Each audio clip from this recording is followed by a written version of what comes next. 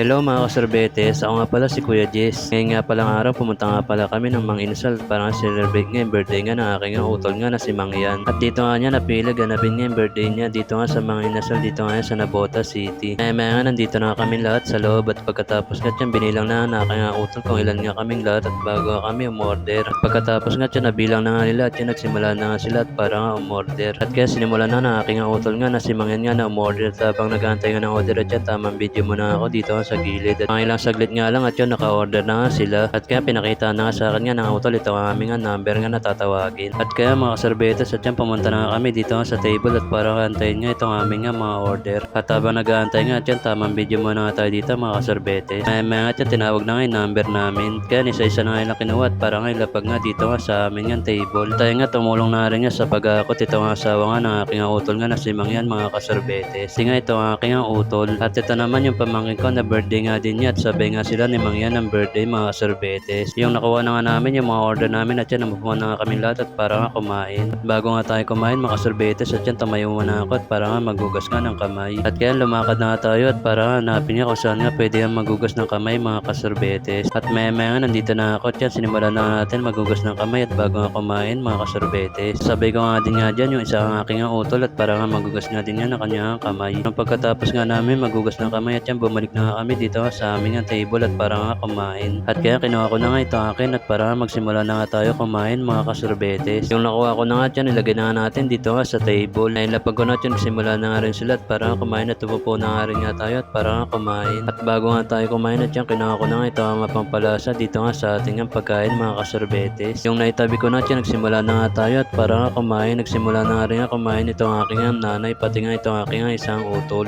Kasi nga mga kasorbetes bago nga kami umalis hindi muna kami nagapunan at nagpasya na nga lang kami nandito na nga lang magapunan. At tayo nga mga kasorbetes sobrang laki nga talaga na manok nga dito nga sa Mang Inasal. Napakasarap nga niya at mapapa-rice ka nga talaga.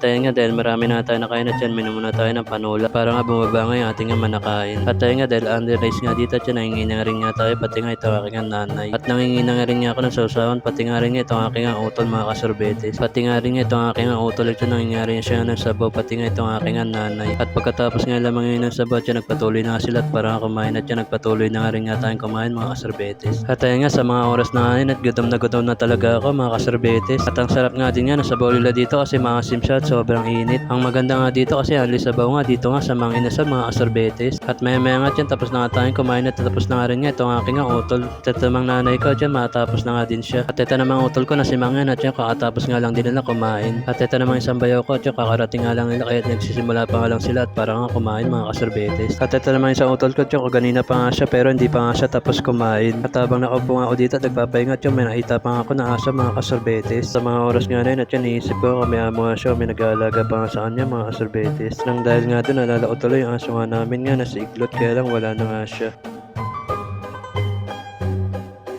At pagkatapos nga dyan tumayo na nga ako at para nga magugas nga ng kamay. At nandito nga din nga yung utol ko at yan sabi nga kami magugas nga ng kamay. At nandito nga rin nga isa ko nga utol at yan tinatanong nga niya kung saan nga yung tissue. Tissue, ano? Tissue yan tayo. Tissue yan tayo. Tissue yan. Pindutin mo. Pinipindot yan. At pagkatapos nga namin lahat magugas na kamay at bumalik na kami dito nga sa amin table. At para nga kantahan na nga ito ang aking utol nga na si Mang Yan happy birthday mga kasorbetes. Kaya kinuha na nga yung cake at para nga lagyan na ng kandila mga kasorbetes. Yung lalagyan na nga nila at tinanggal na nila dito nga sa lalagyanan. At pagkatapos nga sinendan na nila ito ang kandila at para kantahan nga si Mang Yan happy birthday.